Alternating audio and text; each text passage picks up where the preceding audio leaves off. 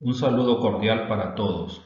En esta oportunidad, en la unidad didáctica de numismática y filatelia, quisiera que abordáramos un poco sobre la temática que corresponde a la historia de la moneda y del billete en México, para lo cual he decidido dividir este video en dos apartados. En la primera parte vamos a hablar solamente de la moneda y en la segunda parte vamos a tratar todo lo referente al billete. Es importante iniciar hablando sobre los antecedentes y esto lo encontramos de la siguiente manera. Cuando los romanos comenzaron a extender su imperio, recogieron los frutos de las conquistas y entre ellos los logros de la cultura griega, como fue la acuñación de la moneda metálica. Entonces aquí encontramos un primer antecedente fundamental para comprender el futuro de la moneda. Es decir, Roma se extendía y en toda la expansión una de sus conquistas resultó ser Grecia. Entonces, de la cultura griega obtienen la acuñación de lo que iba a ser la futura moneda metálica. Las colonias romanas llevaron la tradición de la acuñación a toda Europa. España, que ya había sido conquistada antes por los griegos, continuó esa tradición y de ahí la trasladaron a las tierras americanas recién descubiertas. Entonces veamos cómo ha sido el proceso de la acuñación de moneda metálica y cómo se fue desarrollando hasta llegar a América, fruto de la conquista o producto de esa conquista. Durante los casi 300 años del virreinato de la Nueva España, recordemos que el virreinato se extiende aproximadamente entre 1535 y 1821. Entonces aquí vemos cómo la minería fue muy redituable, lo cual permitió a la metrópoli, en este caso España, acumular gran riqueza en metales finos. El dinero de la época estuvo formado exclusivamente por monedas metálicas fabricadas en oro, plata y en menor grado en cobre. Entonces aquí podemos ver ya el metal utilizado para la elaboración de monedas, sobre todo el uso del oro, la plata y en menor grado el uso del cobre.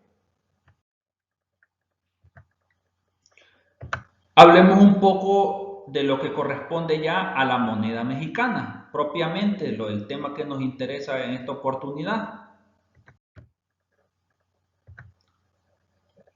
Vamos a tener una primera fase que es la moneda en la época virreinal. Bien, la moneda metálica acuñada empezó a conocerse y a circular en México en la tercera década del siglo XVI. Aquí ya tenemos un primer precedente. Durante la primera etapa de la conquista, los españoles que llegaron al Nuevo Mundo tuvieron que usar las pocas monedas castellanas que traían consigo y los medios de cambio que utilizaban los indígenas, tales como el cacao. Entonces vemos que aquí en el proceso de conquista también se da una mezcla entre los procesos de intercambio, porque los españoles ya traían conocimiento sobre la acuñación de moneda metálica, pero los indígenas aquí el proceso de intercambio lo realizaban a través de una moneda que ahora le podríamos llamar el cacao. Bien, de hecho el cacao subsistió como medio de cambio o intercambio en algunos lugares del sureste de México hasta principios del siglo XX. Bueno, y no solo México, porque en mi país, El Salvador, también hay registros históricos donde podemos estudiar o donde podemos revisar también la influencia que tenía el cacao como una moneda de intercambio. Luego vendría el proceso de la moneda de Carlos y Juana. Es decir, las primeras monedas que se acuñaron en México fueron las del tipo de Carlos y Juana, llamadas así porque en su anverso se leen los nombres de los reyes en latín. Ahora, esto es porque se trata de la reina, doña Juana, o conocida como Juana la Loca, y su hijo Carlos I, quien era el que realmente gobernaba por la imposibilidad de su madre. Este título o este nombre de Juana la Loca se le asigna porque, de acuerdo a los registros históricos, ella tenía un padecimiento mental. Por lo tanto, quien tenía a su cargo el hecho de gobernar era su hijo Carlos I. Pero en la moneda encontramos que aparece la inscripción Carolus et Johanna Reyes, que significa algo así como Carlos y Juana los Reyes. Entonces, este es como prácticamente las primeras monedas ya reales. Estas monedas fueron hechas a mano, a golpe de martillo, y a pesar de su rudimentaria fabricación, son de grosor parejo, o eran de grosor parejo, redondas y de buena apariencia. Se troquelaron monedas de plata en denominaciones de 4, 3, 2, 1 y el famoso medio real. También se acuñaron monedas de cobre en denominaciones de 4 y 2 maravedíes, pero estos eran para uso de los indios y atención, eran de cobre. Pero lo que sucedió fue que este tipo de moneda de cobre tuvo que ser suspendida porque los naturales rechazaron este tipo de moneda.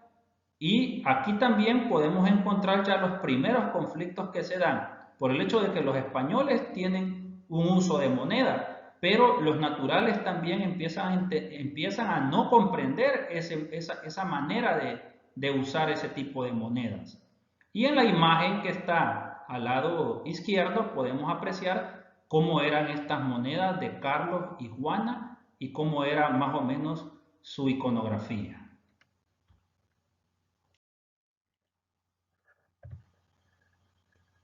Veamos ahora la moneda macuquina. ¿En qué consistió este tipo de moneda? La llamada moneda macuquina se acuñó desde el reinado de Felipe II hasta el primer reinado de Felipe V. Es probable que el vocablo proceda del árabe makuch, que significa aprobado o sancionado. Es decir, los registros históricos nos indican que de aquí pudo haber salido el nombre de esta moneda que se conoció como la moneda macuquina. Durante el reinado de Felipe III se comenzó a fechar las monedas. Eso es un dato importante, es decir, se les empieza a colocar fecha a las monedas que anteriormente no lo tenían. En este caso, siendo la fecha más antigua documentada en la colección numismática del Banco de México, la de 1607, aunque en un principio estaba prohibido acuñar oro. Para 1679 se inició la producción de monedas de ese metal, es decir, a partir de 1679 se comienza a utilizar el oro. También el tipo macuquino de moneda durante el reinado del último Habsburgo, que Carlos II corresponde, fue a quien sucedió por morir sin herederos Felipe de Anjou, que es el famoso Felipe V. Entonces aquí encontramos un proceso ya de evolución de la moneda a partir de la asignación de fechas, que es determinante, y por el hecho de empezar a utilizar oro para la fabricación. En la imagen arriba podemos observar un poco sobre cómo se desarrolló o cómo se fue evolucionando este tipo de moneda macuquina.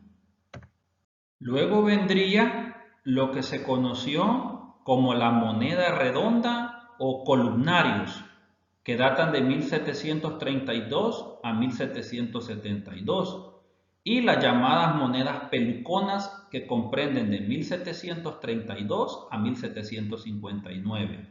¿En qué consistieron estos dos tipos de moneda? Bueno, durante el siglo XVIII, 1700, se acuñaron monedas de plata conocidas como columnarios o monedas de mundos y mares, debido a que en su reverso tienen dos hemisferios sobre ondas de mar unidos por una gran corona. Es decir, veamos ahí ya la iconografía que se empieza a utilizar. También porque aparecen dos columnas que están coronadas y alrededor la leyenda Trakem Nun, que significa ambos son uno. Las monedas de este periodo son quizás las piezas virreinales más afortunadas en cuanto a su diseño, es decir, porque ya es un diseño un poco más estructurado. Las monedas de oro, ya en este caso, llevan la efigie del rey con armadura y abundante peluca. De ahí viene el término pelucón o peluconas, que eran propios de la moneda del siglo de las luces, por lo que fueron llamadas monedas peluconas, porque la peluca era como la moda que estaba en Europa más fuerte, sobre todo en Francia. Y allí podemos ver en la imagen los tipos de monedas columnarios y peluconas, es decir, cómo estas monedas iban desarrollándose. También viene lo que se conoce como la moneda redonda de busto. En 1771, Carlos III cambió el tipo de las piezas de plata. Entonces aquí encontramos otro precedente, ¿ves? Al año siguiente, que corresponde a 1772, surgieron las primeras monedas del nuevo tipo. Estas monedas eran conocidas como las monedas de busto, las cuales ostentaban en su anverso el busto del monarca, en este caso del rey. En cuanto a las monedas de oro, en su grabado se abandonaron ya las pelucas, aproximándose más al diseño de las piezas de plata. Entonces vemos cómo la plata empieza a adquirir un protagonismo importante. A los últimos monarcas que rigieron la Nueva España, que ya corresponde a Carlos IV y Fernando VII, correspondió enfrentar la decadencia del Imperio Español frente a las otras potencias europeas, que aunado a los conflictos internos propiciaron las desigualdades sociales y al régimen autoritario de la corona. Todo esto fueron causas que al final terminarían conduciendo a que se dieran los procesos de independencia de México. Entonces, vemos cómo el proceso de la moneda continúa evolucionando. Igual, ahí aparece también la imagen donde se pueden apreciar las diferentes monedas redondas de busto y cómo estas monedas se desarrollaron más o menos entre 1772 a aproximadamente 1821, que ya culminamos con los procesos de independencia en México.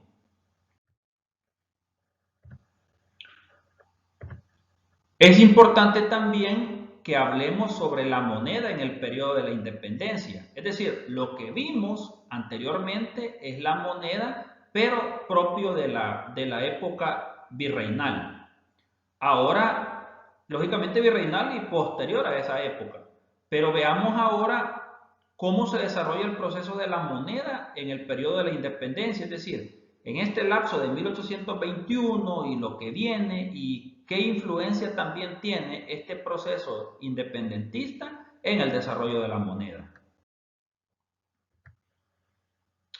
Bien, en el caso de la moneda, entendiéndola en el periodo de la independencia, vamos a decir, por ejemplo, que la guerra de independencia afectó por completo la economía de la Nueva España. Una de las causas fue que los caminos se volvieron muy peligrosos por la presencia de partidas de insurgentes y bandoleros. El botín más apreciado en este tiempo ya era la plata, que se transportaba en el lomo de las mulas o en las carretas. Y por supuesto, estas caravanas eran víctimas de asaltos y robo de plata. Entonces allí había un problema serio. Entonces, la plata se transportaba desde las minas hasta la Casa de la Moneda que estaba en México. ¿Para qué? Para que allí fuesen acuñadas las monedas. Entonces los capitalistas, en su mayoría criollos, o sea, españoles nacidos aquí en la Nueva España, o peninsulares nacidos en España, optaron por enviar sus riquezas al exterior para evitar exponerlas. Es decir, el problema era serio porque eran víctimas del robo de la plata y lógicamente esto estaba generando pérdidas más que todo en los criollos, que eran los que tenían aquí sus negocios y todo esto. Entonces vieron la necesidad de sacar esa plata hacia el extranjero para evitar lógicamente el robo.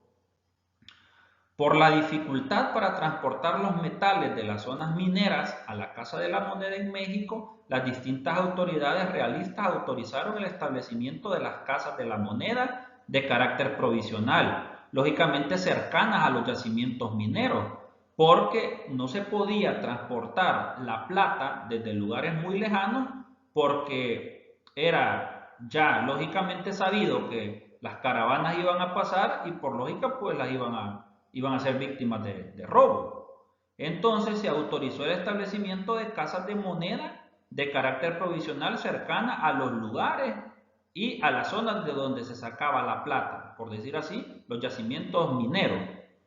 Así, por ejemplo, se establecieron las secas, por ejemplo, en Chihuahua, Durango, Guadalajara, Guanajuato, Nueva Vizcaya, Oaxaca, el Real de 14, Sombrerete, Valladolid y Zacatecas. En todos estos lugares encontramos que se da el desarrollo de casas de moneda o se colocan sedes de la Casa de la Moneda para no tener que llevar la moneda hasta México, hasta donde estaba la casa, es decir, la casa central de la moneda en la Ciudad de México.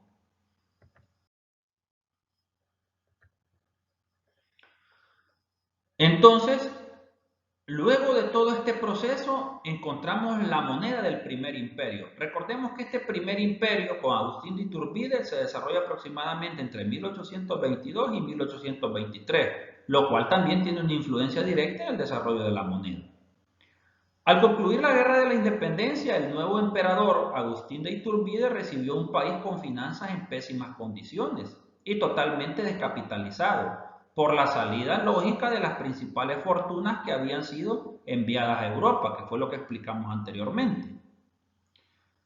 Durante este gobierno, el de Iturbide, del emperador Iturbide se acuñaron dos tipos de monedas de oro y plata. Es decir, aquí ya utilizamos los dos metales, tanto el oro como la plata, en las denominaciones de 8 y 4 escudos y de 8, 2, 1 y medio real. El primer tipo representa o presenta en el anverso el busto desnudo del emperador con la leyenda Augustinus Dei Providentia. Es decir, en el reverso encontramos un águila coronada mirando a la izquierda con las alas extendidas y parada sobre un nopal, entre macanas y carcajes cruzados. La leyenda continúa del anverso en Mex, primer Imperator Constitut, es decir, primer emperador constitucional. Y arriba podemos observar la imagen del tipo de moneda del que les estoy hablando. El segundo tipo de moneda tiene el mismo anverso, pero un reverso diferente en el que cambia el diseño ya del águila. O sea, vemos que son cambios pequeños, pero lógicamente son importantes.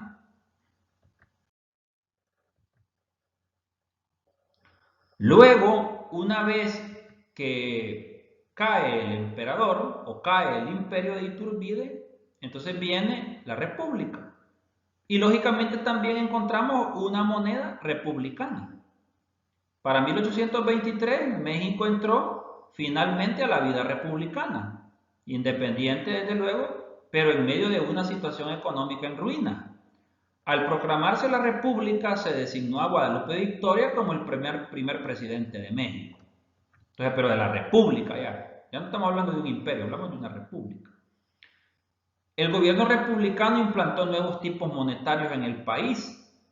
Decretó la acuñación de moneda de oro y plata conforme al sistema octaval español, en denominaciones de escudos y reales, pero con diferentes diseños. Los nuevos diseños se inspiraron en los símbolos de la libertad y la justicia utilizados en la época de la Revolución Francesa, con los principios de igualdad, justicia y fraternidad. Cabe destacar, por ejemplo, que desde 1823 hasta la fecha, la moneda mexicana lleva el escudo nacional en el anverso y que hasta 1905 se acompañó con la leyenda de República Mexicana, mientras que en el reverso ha sufrido varias modificaciones. Las monedas de oro presentan un brazo que sostiene en una vara un gorro frigio sobre un código abierto y la inscripción que reza la libertad en la ley. Y ahí podemos apreciar la imagen arriba. Es decir, vemos cómo en la República también la moneda adquiere un protagonismo por la forma en cómo se empieza a ver a futuro cómo poder plantear una moneda que se mantenga en el tiempo.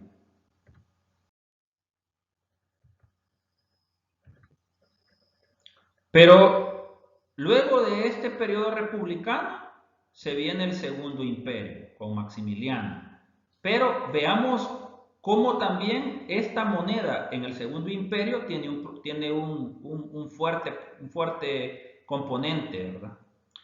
En este caso, las monedas de Maximiliano o las monedas bajo el imperio de Maximiliano destacan por su bella factura. En el anverso ostentan el perfil del emperador y la leyenda Maximiliano Emperador. En el reverso está el escudo imperial y la leyenda Imperio Mexicano, la denominación y el año. Ahí al lado derecho podemos apreciar en la imagen estos tipos de monedas. A la caída del Segundo Imperio se restaura la República. O sea, el Segundo Imperio es algo efímero, pero a la caída de él, pues nuevamente se restaura la República. Y ahora bajo el mando del presidente Benito Juárez. Se dispone la acuñación de las monedas de balanza, las famosas monedas de balanza que se habían establecido en la República Mexicana. Estas monedas de balanza se acuñaron en piezas de 20, 10, 5, 2 y medio.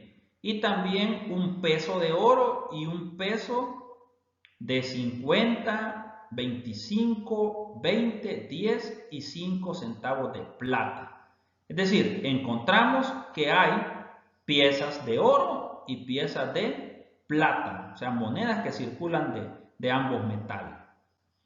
En el anverso tenían el escudo nacional y la leyenda republicana, en la leyenda que decía República Mexicana. En el reverso, de la mitad hacia abajo, tenían una balanza que representaba el Poder Judicial con un cartel que tiene la palabra ley, que esto hace referencia al Poder Legislativo.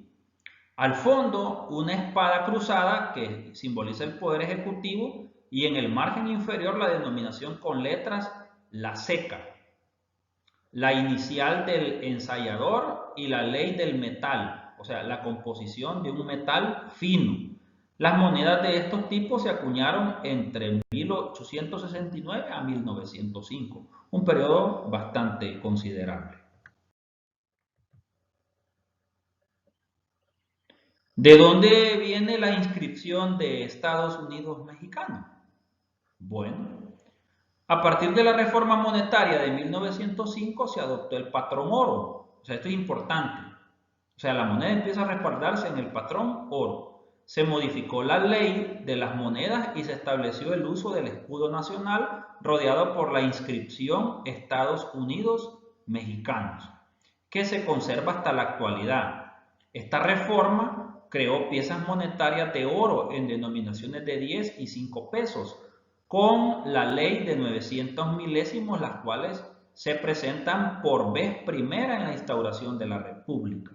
La efigie de un personaje histórico como Miguel Hidalgo y Costilla aparece ya en este tipo de monedas. La contienda revolucionaria entre 1910 y 1917, que es donde se desarrolla la Revolución Mexicana, alteró profundamente la emisión y la circulación monetaria. Esto debido a la escasez de efectivo. Las fuerzas beligerantes se vieron obligadas a emitir, en este caso, sus propias monedas metálicas y generalmente de burda factura, billetes, por ejemplo, vales y cartones para satisfacer los requerimientos. Gracias a estas circunstancias, la numismática mexicana se enriqueció con una amplia gama de emisiones revolucionarias, entre las que se destacan algunos tipos por su fama y por lógicamente su escasez que en ese tiempo se daba. Y aquí podemos ver en la parte de abajo a la izquierda la manera en cómo esta moneda se desarrolla o las imágenes de esta moneda con la inscripción de Estados Unidos mexicano.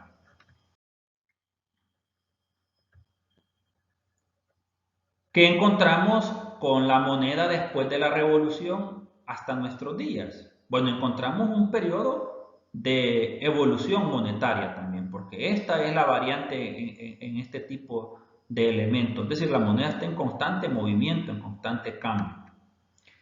Después de la revolución, la monedación debía adaptarse a las nuevas circunstancias y las necesidades del país. En el pueblo mexicano, desde la época virreinal, se había arraigado el uso de la moneda de oro y principalmente de plata. Sin embargo, debido a que se trastocó las equivalencias entre el valor del oro y la plata, el gobierno tuvo la necesidad de adaptar a los nuevos tiempos una ley monetaria que surgió en un torrente de monedas en las que se empezaron a predominar los metales industriales, no tanto ya solo el oro o la plata. En el último cuarto del siglo XX, el valor adquisitivo de las monedas se redujo debido a un proceso inflacionario. Esto originó que se acuñaran monedas de altas denominaciones, lo mismo que con los billetes, que ya vamos a ver más adelante también. Tanto que se rebasó la denominación de 50 pesos y en cierto momento se llegaron a acuñar monedas hasta de 1000 y hasta de 5000 pesos. Ojo, estamos hablando de monedas, ¿ve? Entonces, monedas de denominaciones de 1000 y monedas de denominaciones hasta de 5000 pesos. Esto es producto de la inflación. Y esto en el presente se mantiene, no tanto tal vez en las monedas, pero sí en las denominaciones de billetes. Ante esta situación y con el fin de simplificar el manejo de las cantidades en moneda nacional, el 18 de junio de 1992 se estableció que a partir de 1993 se emplearía una nueva unidad del sistema monetario de los Estados Unidos mexicanos, equivalente en este caso a 1000 pesos de la unidad anterior. Es decir, estos son los cambios que se van dando producto ya de la modificación del metal, de la moneda y cómo también esto se va desarrollando en el tiempo. ¿Qué sucede entonces con la moneda después de la revolución? Bien, se acuñaron más monedas, pero en este caso sobresalen, por ejemplo, dos monedas de cuño corriente conmemorativas con centro de plata. Es decir, o el decir es que son de cuño corriente o de curso legal. Esto significa que sirven para realizar pago. Estas monedas fueron creadas por lógica para eso, la realización de pago. Una era de 20 pesos con la imagen de Miguel Hidalgo y la otra de 50 pesos. Para el año 2000, el Banco de México lanzó dos monedas de 20 pesos de cuño corriente conmemorativas al inicio del milenio. Una tenía la imagen del Señor del Fuego en la cosmovisión de las culturas indígenas. Y la otra tenía la imagen de Octavio Paz, quien había obtenido el Premio Nobel de Literatura y era una figura emblemática para México, en el ámbito de la literatura, lógicamente, y la poesía. Bueno, veamos un poco sobre la evolución de la moneda a partir del año 2000. Es decir, ¿qué hay en materia monetaria a partir del nuevo milenio? A partir del año 2003 se pusieron en circulación monedas de cuño corriente, que esto ya lo explicamos en qué consiste, monedas conmemorativas al 180 aniversario de la Unión de los Estados de la República Mexicana. En octubre del 2008 comenzaron a salir a circulación monedas de 5 pesos de cuño corriente conmemorativas al bicentenario del inicio de la independencia de México y del centenario de la Revolución Mexicana. Para agosto del 2009 salieron a circulación monedas de 10, 20 y 50 centavos con nuevas características, incluyendo elementos también o resaltando elementos de la historia mexicana, sobre todo. Para marzo del 2011 se puso en circulación una moneda de cuño corriente de 20 pesos para conmemorar el 20º aniversario de la entrega del Premio Nobel a Octavio Paz. Entonces vemos cómo poco a poco la moneda también a partir del año 2000 tuvo una serie de cambios. Pero sigamos. El 8 de septiembre del 2012 se puso en circulación una moneda de 10 pesos. Ello en el marco de la conmemoración solemne del 150 aniversario luctuoso del general Ignacio Zaragoza. Para el 15 de agosto del 2013 se puso a circular una moneda de 20 pesos para conmemorar el centenario del ejército mexicano. El 5 de septiembre del 2014 inició la circulación de una moneda de 20 pesos conmemorativa al centenario de la toma de Zacatecas, un hecho fundamental que se enmarca entre 1914 y el 2014, celebrando los 100 años, o conmemorando sería en este caso. El 12 de julio del 2017 comenzó a circular la moneda de 20 pesos conmemorativa del 50º aniversario de la aplicación del Plan DN3E. Con ella, pues, lógicamente se busca reconocer la labor de las Fuerzas Armadas. Entonces veamos cómo desde la época virreinal hasta el año 2017 ha estado presente la evolución de la moneda. Ahora pasemos a hablar un poco sobre el billete mexicano. ¿Cuáles son los antecedentes que tenemos del billete?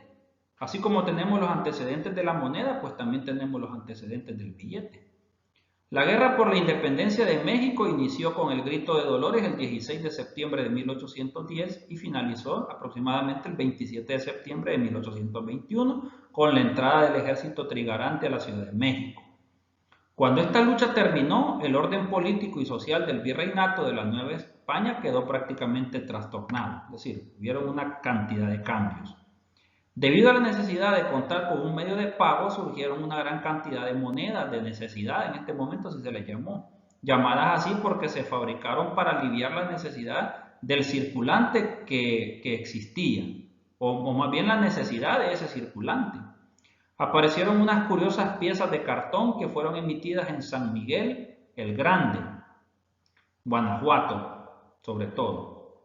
Estaban escritas a mano con tinta negra y tenían denominaciones de medio real o la moneda de la época, con fecha de julio o el mes de agosto de 1813 y contaban con la firma de González Mal y una tercera que era ilegible. Se cree que estas firmas pudieron pertenecer a comerciantes, funcionarios u oficiales.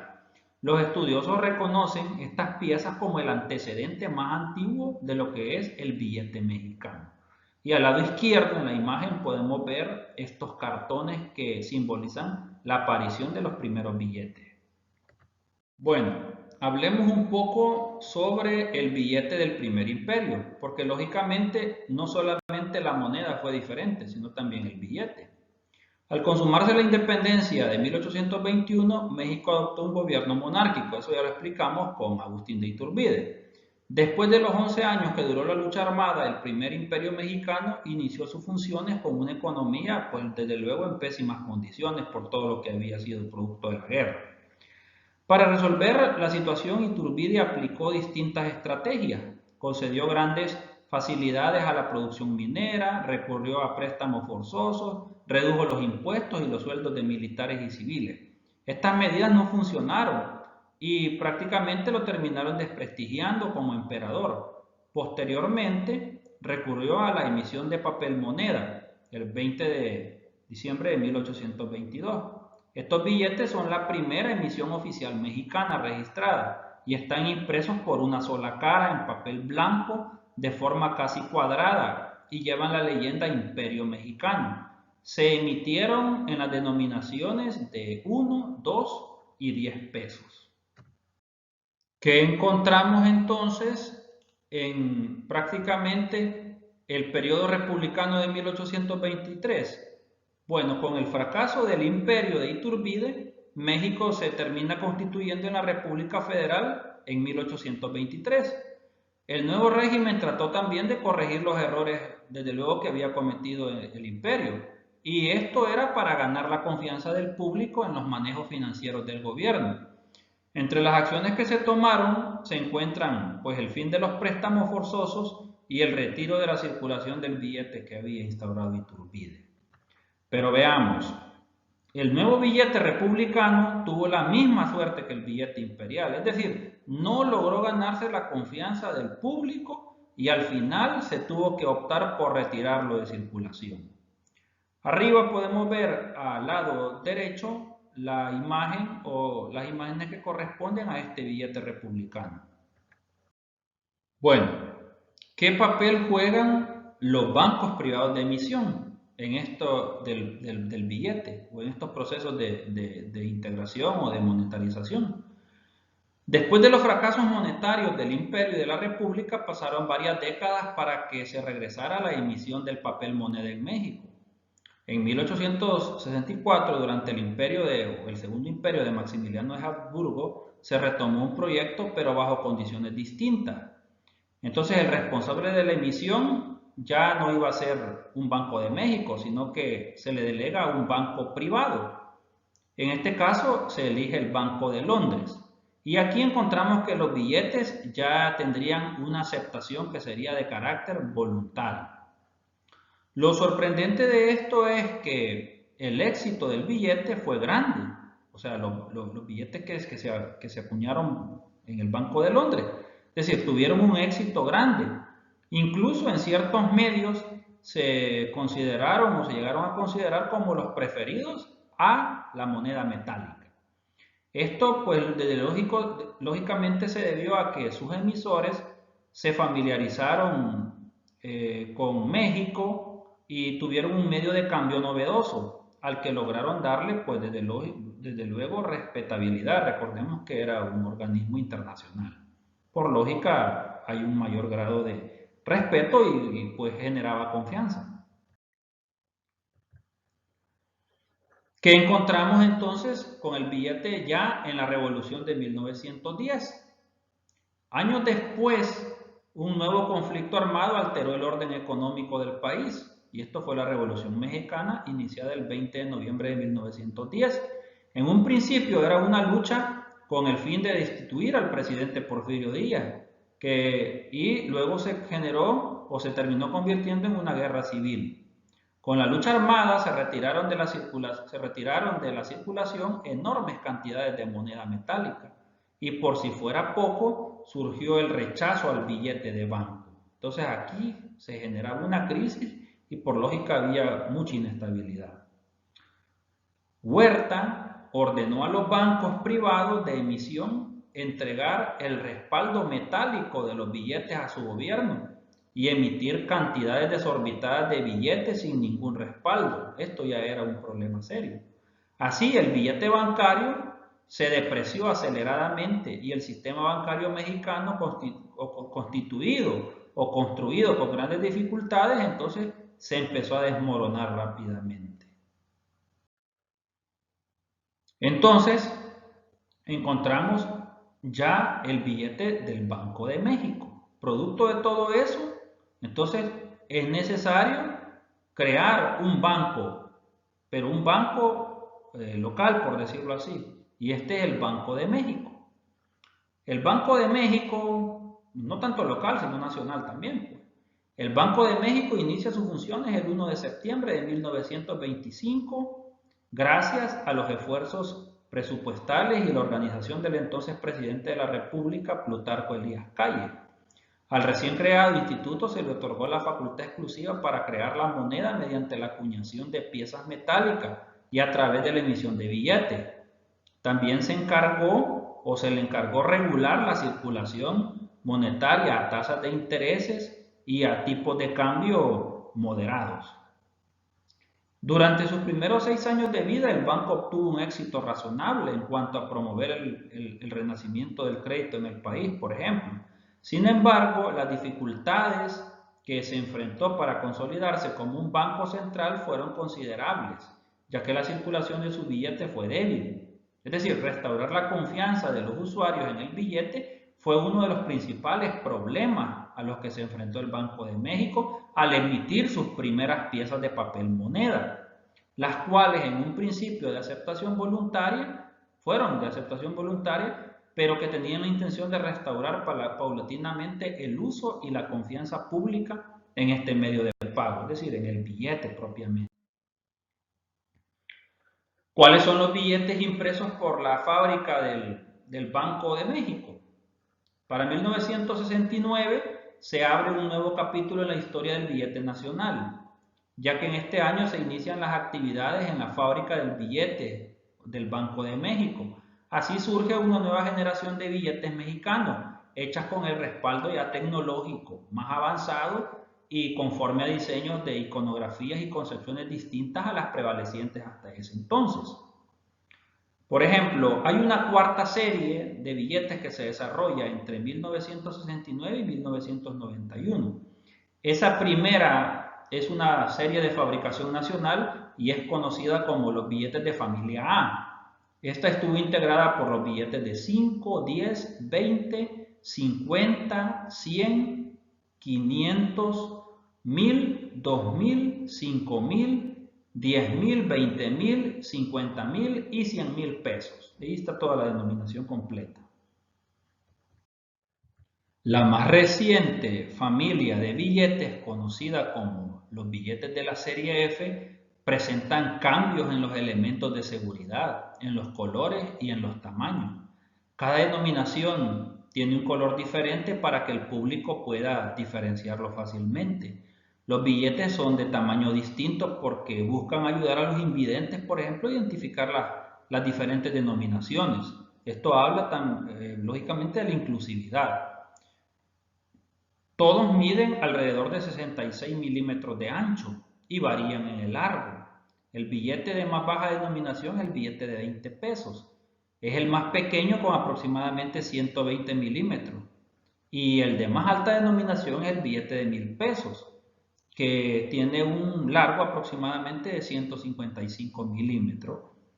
Entre cada una de las 6 denominaciones se mantiene una diferencia aproximada de 7 milímetros. Entonces veamos cómo el billete ha ido evolucionando también. Tanto así que, por ejemplo, para el 6 de mayo del 2013, que este año es fundamental, el Banco de México pone a circular un nuevo billete de 50 pesos, pero que incorpora elementos de seguridad novedosos, que son realizados con la más avanzada tecnología y otras variantes respecto del billete de la familia F, de la misma denominación. Es decir, se superan los estándares de seguridad de la familia F. Y hasta el momento encontramos que estos billetes lo que tienen es prototipos que los vuelven muy seguros, tanto así que resulta casi imposible poder falsificar un billete de estos por la cantidad de candados de seguridad que tiene. Entonces podemos ver o hemos podido ver a lo largo de esta presentación cómo ha evolucionado el billete. Así como la moneda tuvo su periodo de inicio, desarrollo, también el billete lo ha tenido. Y son elementos importantes para poder entender no solamente el ámbito monetario, sino también el ámbito de la identidad que se tiene como país. Por eso es que la moneda resulta importante y los billetes también. Y a continuación presento la bibliografía que se utilizó para el desarrollo de este trabajo. Bueno, espero el contenido haya quedado claro. Sé que el desarrollo es un poco extenso, pero no se puede dejar de lado muchos elementos que al momento de tratar la historia de la moneda y el billete están ahí presentes. Agradezco su atención a todos y les envío un saludo cordial.